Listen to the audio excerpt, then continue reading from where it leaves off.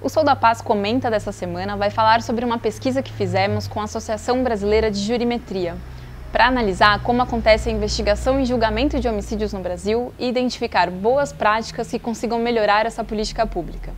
O processamento de um homicídio é a resposta que o Estado dá quando o homicídio já aconteceu. Ela é importante porque tem várias funções sociais.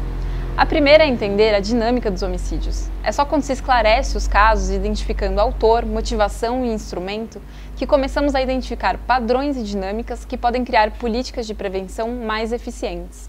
Outra função importante é dar uma resposta à sociedade, tanto à família e comunidade da vítima, que tem direito à verdade e à memória, quanto a um público muito maior, que vê nessa resposta a afirmação de que aquela vida importa, de que esse crime não é aceitável.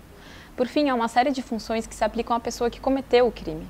O ideal é que, ao final, ela seja responsabilizada e também tenha acesso a políticas que mudem sua trajetória de vida. Apesar de essa ser uma questão tão importante, ela ainda é muito pouco monitorada e avaliada no Brasil. Não temos um índice que nos indique quantos dos 60 mil homicídios do país são esclarecidos, como esse desempenho varia entre os estados ou quanto tempo demora para julgar um suspeito. Essa pesquisa avaliou o último grande esforço nacional para trabalhar essas questões. Uma política chamada ENASP, que foi criada em 2010, estabeleceu metas para os estados encerrarem inquéritos e processos de homicídios parados há mais de 5 anos. A ENASP conseguiu reativar uma parte desses processos antigos, preferencialmente tentando esclarecer, ou ao menos arquivando os casos sem pistas para liberar o estoque e concentrar os poucos recursos que a polícia dispõe para esclarecer os casos mais recentes. A pesquisa identificou que houve uma melhora no tempo que os processos de homicídio demoram para chegar a um fim. Em Alagoas, por exemplo, a fase entre a distribuição, que no geral acontece quando o inquérito policial vai para a justiça pedir a primeira extensão de prazo, e a denúncia foi reduzida de mais de 1.500 dias em 2009 para 69 dias em 2012 e 61 dias em 2015.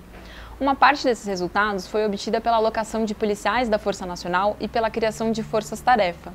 Mas outra parte se deve a alterações mais profundas, como a estruturação da Delegacia Especializada em Homicídios em Maceió.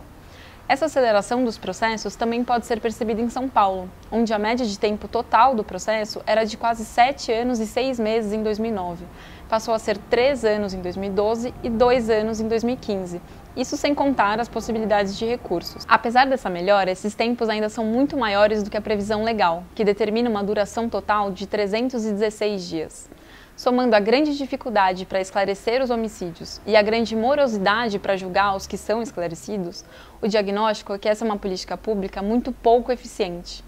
Apesar de existirem peculiaridades regionais, as principais causas da ineficiência são semelhantes pelo país. Entre as principais medidas para melhorar a capacidade de esclarecimento da polícia e a rapidez da justiça estão o investimento na disponibilidade de mais recursos para as perícias, em contraste com a atual dependência excessiva de eventuais testemunhas, o investimento na criação de delegacias e varas especializadas, assim como em bancos de dados nacionais e na transição dos processos em papel para sistemas eletrônicos. Confira no nosso site e nas nossas redes este e outros trabalhos do Sou da Paz para melhorar a eficiência da polícia e do sistema de justiça.